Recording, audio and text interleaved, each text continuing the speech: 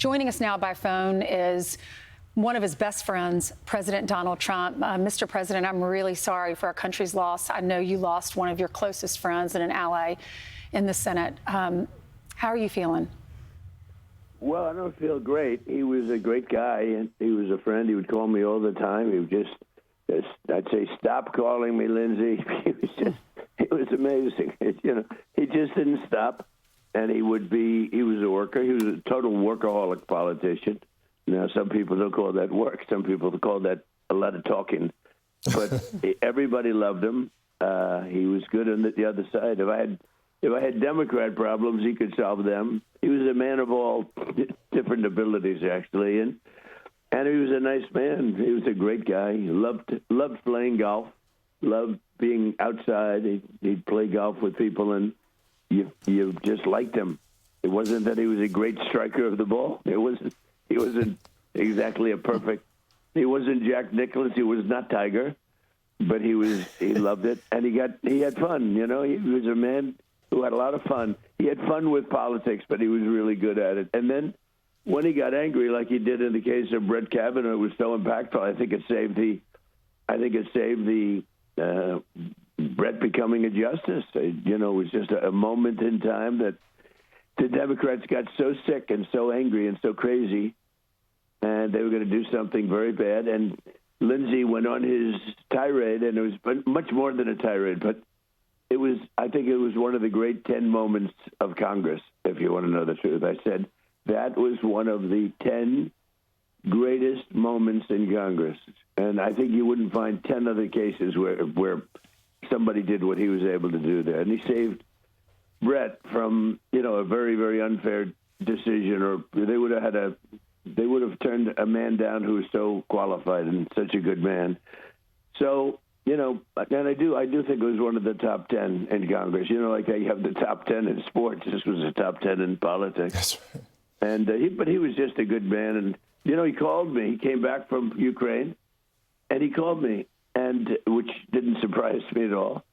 And he said, "I'm back," and told me a couple of things. He was very strong on fighting for the Save America Act.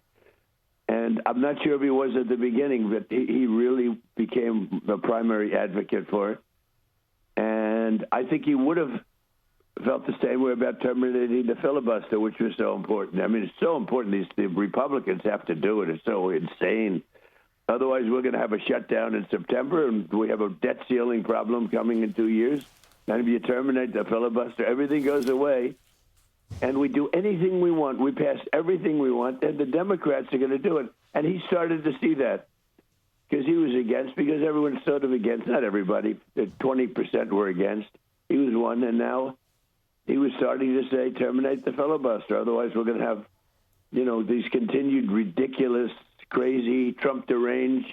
They're Trump deranged. These people suffer from a very fine disease known as Trump derangement syndrome. And he was seeing that. And Mr. President, so did you notice he was really come a long way on the terminating the filibuster, which is the single smartest thing we could do, because then you'd get everything. That's bigger. But even if we took the small loaf, and the small loaf is the Save America Act, and it's very simple. It's voter ID, it's proof of citizenship, and it's no voter ballot. It's the ballot. Look what happened to the kid in California. They send a million ballots. Nobody know where they came from. Yeah. So it's you don't do mail-in ballots unless you're in the military, you're in deployment, you're in the military. You don't do them if somebody's sick, if somebody's disabled, or if you go on vacation. You get a pass. We make it nice and easy. But Mr. President, did you notice anything different? They find millions and millions of ballots. It's impossible. Spencer Pratt came up to my office. He said he thought he won. I said, why didn't you complain? He didn't know who to complain to. But what they did to that guy was unbelievable. He's a nice guy. He worked so hard. And they found millions of ballots, and they took the election away from him. They almost did it to Steve Hilton. I complained. Yeah. I got the U.S. attorneys involved and the FBI. And as soon as because he was, they were putting out reports. Steve Hilton is starting to fade. He's running, as you know, for governor of California. And they said, Steve Hilton. I said, here we go. They're going to find ballots. And they said he was starting to fade. He wasn't fading. He was the opposite. and I put the U.S. attorney involved. They said, well, no, in 2 weeks after can you imagine? This is the week after the election. They're saying he started to fade. And then I got the U.S. attorney involved, and they didn't know in 2 weeks. They let it be known an hour later. So, Mr. President, real quickly, did you notice anything different from Lindsey? He's going to be in the runoff on the phone? These elections are very dishonest, and you can't have a country unless you have really honest elections. And when people don't want to have voter ID, when people don't want to have proof of citizenship, it's only for one reason, because they want to cheat, and they're very good at it. And Mr. President, obviously, Senator Lindsey Graham was a co-sponsor of the Save America Act. Let me ask you, though, we were talking, and you were just talking about that Kavanaugh moment being a top 10 moment, and I would agree, as we were all watching on that day in 2018, and we knew we were witnessing history. But I wonder whether or not that was a significant, pivotal moment in your friendship and the development of your close bond with him when you saw him standing and fighting, since no other person was, that delivered ultimately Justice Kavanaugh. Was that in a key moment? No, it was just a sign of respect. I knew Lindsey by that time. Don't forget, Lindsey was one of, there were a total actually of 18 people. They always say 16 or 17, but there were actually 18 people running for president. A couple had dropped out very early, and he was one of them running. And he was totally against me. I mean, he was fighting me. He sort of used me as the example because I was leading in the polls by a lot. And he said, I'll get you in South Carolina. I'm going to get you in South Carolina. And that didn't work out too well. I joke about it. You know, it was amazing, actually. When the whole thing was amazing. Hey, the whole career was amazing. But Lindsey was a big part of it, because once that ended, he left the race. And once that ended, I became really good friends with him. Now, he had one bad moment, and that was, in the January 6th thing when he stood up. All right, now I've had it. That's it. I can't do it anymore. And then he called me like about 40 minutes later, and he said, did I really say that? I can't believe it. And he took it back, so I give him a 99 instead of a 100. A lot of people were at 100, but he did have that one little moment. And it was sort of funny when he goes, did you see it, by the way? I've had it. Now I've had it. He was just, I was too much for him. He said, this is it. I've had it. I had nothing to do with that, by the way, just so you understand. And people got terribly destroyed because of that, where they did absolutely nothing wrong. I was very proud to give everybody a pardon. But Lindsey goes up and he goes, now I've had it. That's it. That was his only bad moment. He said, I wish I never said it. But about 45 minutes later, he called. He said, I made a big mistake. What do I do? So I give him a 99.9 instead of 100. It's one of those things. Mm-hmm. So, Mr. President, Lindsey Graham was definitely on your side when it comes to Iran and the threat, them not having a nuclear weapon. It looks like they're back at their business trying to take over the Strait. What's your response? Well, we're taking over the Strait. They have nothing. They've got nothing. So something that nobody knows, yesterday they had an 11-hour meeting. Everything's 11 hours with these guys. You can't settle a one sentence in 1 hour and 1 minute. It should be 1 minute. And everything was agreed to yesterday. And they leave the room and they call back and they say, we had to make a couple of changes. I said, changes? They got to make changes? We're not going to make changes. Always changes. They just, they're professional negotiators. That's all they are. I don't even call them good at it. They haven't gotten anything. They got nothing from me. But if you look, for 47 years, they've been tapping people along, presidents. Every president got tapped along, didn't do anything, and they became more and more powerful. This should have been done 47 years ago. Shouldn't have been allowed to start. But Clinton let him go, and Bush let him go. Everybody let him go, and Obama was the worst of all, because Obama actually went to their side. Obama, because, he's well, let's not say. Let's leave that for another time. He was terrible. And he allowed Iran to, but he gave them $1.7 billion in cash, in green cash, put in satchels in an airplane and brought to Iran. $1.7 billion. Do you know what that is? Did you ever see $1 million in cash? This is $1.7 billion. It took up an entire Boeing 757, and they flew it to Tehran, and they gave it to people that were waiting at a plane. Can you imagine these people? They never saw money, and now all of a sudden they've got $1.7 billion in cash, and he gave them hundreds of billions of dollars in cash and everything else. And he went to their side. And because of that, they became much more powerful because of Obama. And Biden, who was the vice president, but he probably had nothing to say because he was not such a stupid person. But then Biden, when Biden came in, and then I held him down, I stopped him. And, the JCPOA, I stopped it. And stopped it really, really powerfully. That agreement was the worst. Somebody said C. Maybe it's the C. It ends with the C. That agreement is the worst agreement that has been signed by this country. That's the top 5 bad agreements. And that basically gave them everything. And they built and built and built.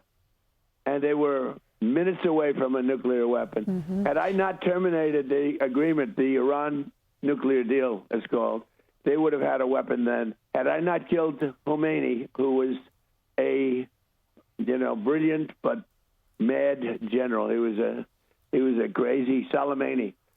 I killed Soleimani. Soleimani was like one of the really, really bad people in this whole thing. Right. But he was good at what he did. He was a very brilliant general. Mr. President? I think the killing of Soleimani was one of the biggest things. And I think we heard they're rebuilding. The B-2 bombers, I'll tell you, Ainsley, had I not attacked on the B-2 bombers, they would have a nuclear weapon. And right now, the Middle East in its current form would not exist. I love what you did last summer. Last summer, you destroyed their nuclear sites. It was awesome. And now we're hearing they're trying to rebuild again. What are you going to do about that? Well, they have no chance. Look, we have them. We have them in the run. Most of their equipment is gone. Their anti-aircraft stuff is gone. We hit them very hard last night. Every time they send a drone, we hit them very hard. But we had a deal. What nobody knows, we had a deal. It was a done deal. And then they broke it. They always break it. We've had 10 deals with these people, and so we're just going to hit them very hard. And we're gonna keep the Strait, and we'll probably run it. We'll become the guardian of the Strait. Maybe we'll call it the guardian angel of the Strait. And we should be reimbursed for that. When we do that, we're going to be reimbursed because the other nations are very wealthy. They're on our side. And we can't be expected to do that for nothing, unlike we had for many years. We guarded the Strait for 50 years more, and we never got paid for it. They made all the money, and the United States was just, they wouldn't. It's amazing. We never made. We guarded it for nothing. And now we're going to guard it, and we're going to get paid for guarding it, a lot of money. But we just want to be reimbursed for doing all of this, for putting our people in danger. But we're really not putting people, we're really saving people. Remember this, they killed 52,000 protesters so far. As of this moment, the number is 52,000. So who's going to protest? And a lot of people are surprised about the protesting, that they haven't. But nobody's going to protest when they get shot. They have AK-47s. They have machine guns aimed at people's heads. If you move 1 foot further, you get shot. And then they'll shoot 10 of them, and everybody flees. Who's not going to flee? They don't have guns. Right. So they're a bad group of people. Let me just tell you that. I don't say that often, and I have to live with that statement. They're a bad group of people. They've been this way for a long time, and right now they're getting their ass kicked. And in the top form, I get a kick when the New York Times and CNN. So you got to understand, their entire military is gone. They got nothing. They have no Navy. They have no Air Force. It's all gone. Their anti-aircraft is gone. Their leaders have all been killed. Their best leaders have been killed. They're gone. Khomeini is gone. The sun is 90% gone. And the New York Times writes an article. They're doing better today. Oh, and they have inflation that's 350%. That used to be at 5% 6 months ago. Yeah, they have 350% inflation. And the New York Times writes an article. They're stronger today than they were 4 months ago. These people are sick. Yeah, obviously the American people don't believe that, Mr. President. They understand who's winning this war. Real quickly, Mr. President. I actually think it's treasonous, Lawrence. I think by the way, how good is Lawrence doing? Okay, is he doing a good job? I appreciate it, Mr. President. We want to talk about something. I had my doubts at the beginning. Ainsley, I had my doubts. I wasn't sure. But I'm telling you, and Griff, you have a very good team. Thank you, Mr. President. Thank you. We want to ask you about something that we know you don't like talking about because you don't want to talk about yourself. But today marks 2 years since they tried to assassinate you in Butler, Pennsylvania. How do you feel about this on this day? Iran is still trying to take you out. The threat level is high, but you continue to serve our country. Well, let's put it this way. So I've known Ainsley longer than the two of you. I've known her through a great gentleman, a very handsome man named Sean Hannity. She seemed to be attracted to him for whatever the hell reason, right? So I've known her for a long time. And I once told her a long time ago, I said, this is a very dangerous, being president is a very dangerous profession. I said, why didn't you tell me that, Ainsley? I wouldn't have run. But and now, by the way, the press will take that and they'll say, he wished he didn't run, because they're sick. Because you can never be sarcastic when you're dealing with the fake news, right? So anyway, but jokingly, I say jokingly, but I say, Ainsley, if you would have told me this, I wouldn't have run. So it's 5.2% of the presidents basically are killed. 8.5% are shot at or shot, like Ford was shot, and actually Teddy Roosevelt was shot. It hit him in the wallet. He had a wallet and a speech in his left pocket right over his heart, and he took one to the heart, and it didn't get through. It actually got through a little bit, but not far enough. It's pretty amazing. But it's a dangerous. 5.2% are assassinated. Now, there's no other industry that anybody can think of. Like I consider race car driving very dangerous. It's 0.1%. Bull riding. I don't know anything about bull riding, but those guys are pretty brave guys. It's 1 point, same thing. It's 1% out of 1%. Okay, think of that. 1%. It's a very small number. They get pretty well beat up, but it's not. It's a very small number. So, Mr. President, can I just ask you? This is 5.2%. So Ainsley should have told me that when we talked about it many years ago. Right, Ainsley? Well, we have you covered in prayer. I'll say that. Right, that's Most right. of America is praying for you. God clearly has a purpose for you. Look at George Washington, too. He was shot at. But how are you feeling today? I think we all just want to know. And after the report that came back, I hate to Monday morning quarterback and put down law enforcement because they do such an amazing job, but they missed some things in the report showing that. What's your response? What's your reaction to that? We're talking about the Butler report? Yes. Basically.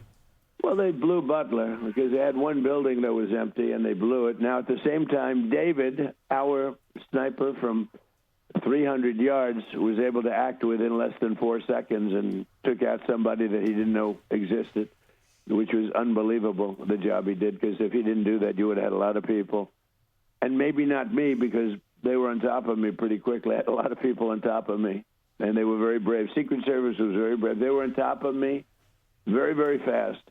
They saw what was happening. Everybody saw very quickly. I knew exactly what was happening. There was nothing.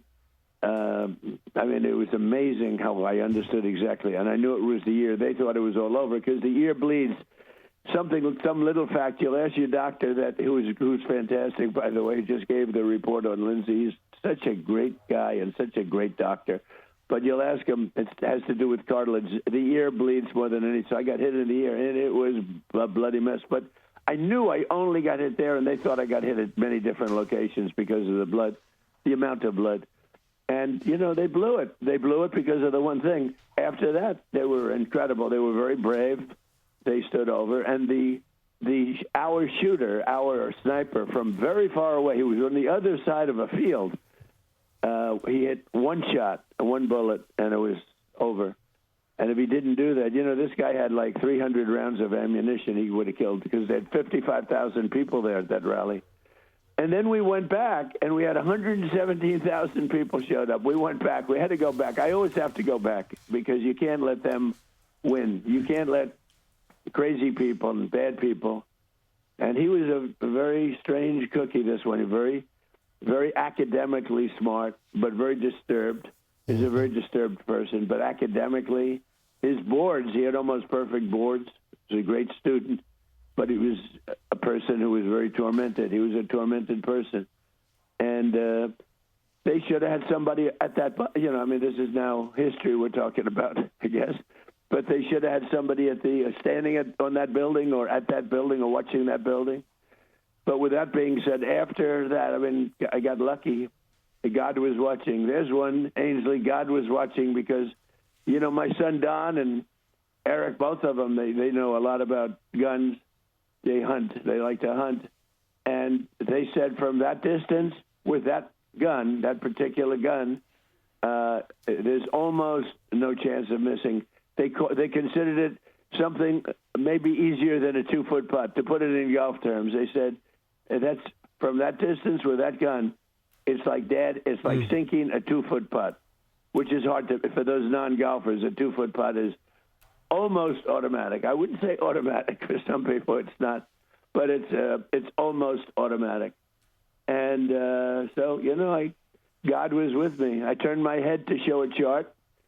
And a chart that I never show on the right-hand side, but this time I did, and a chart that I don't even use that much. I use it probably 1 in 10 times at the rallies. But it's always on my left, and this time it was on my right. I looked to the right. Instead, if I looked to the left, I wouldn't be talking to you right now. So many amazing things. And the chart is always at the end of the speech, and I just put it at the beginning because it was appropriate.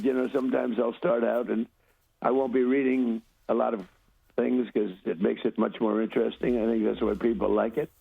But I just said I'm going to put it up there. It just felt good. Yeah. It felt right. I speak the way I feel, and it felt right. And the chart, I said, let's talk about the chart. And I look over to the right as it's coming down, and I said, wow, what was that?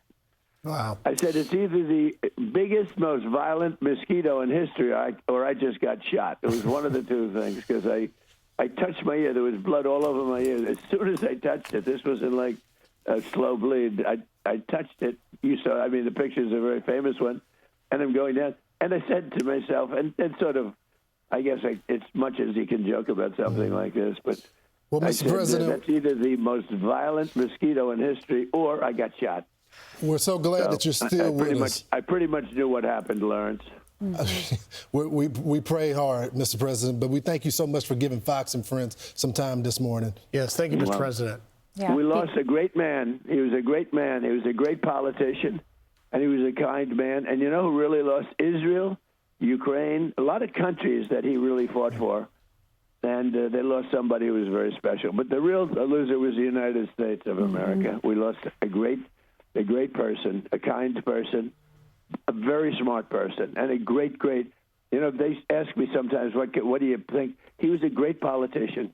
We have mostly bad politicians. We have stupid politicians all over the place. This guy was a great politician. He really got it, and he was a nice guy. As you know very well, you interviewed him probably 500,000 times. I think he got more television time than anybody in history, right? That's right. Such a remarkable. Everything for him was about work. It was about loving the country. It was just not easy to do that. When you do television, it's not that easy to get ready, be prepared. You got to look good. You got to do, it's not that easy. A lot of people can't do it at all. A lot of people, when the camera goes on, they're terrible. I see it all the time. I watch people. Most people aren't very good. And he did it, and he did it with pride. And he did it because he loved our country. Yeah, he served his country until literally his death. Mr. President, thank you, sir, for taking time and joining us and sharing your thoughts. Well, thank you. Thank you all very much. We lowered the flags for a full week for Lindsey, which is we maxed out, and we've got every American flag in the country lowered, and till Saturday night. And he was a special man, and thank you all very much. And we're going to give him a special type of funeral because he deserves it. Thank you all very much. Thank you. Thank you, Mr. President. The 45th and 47th President Donald J. Trump. Thank you, sir. Be sure to like and subscribe for all the Fox News latest on YouTube and catch full shows streaming now on Fox One.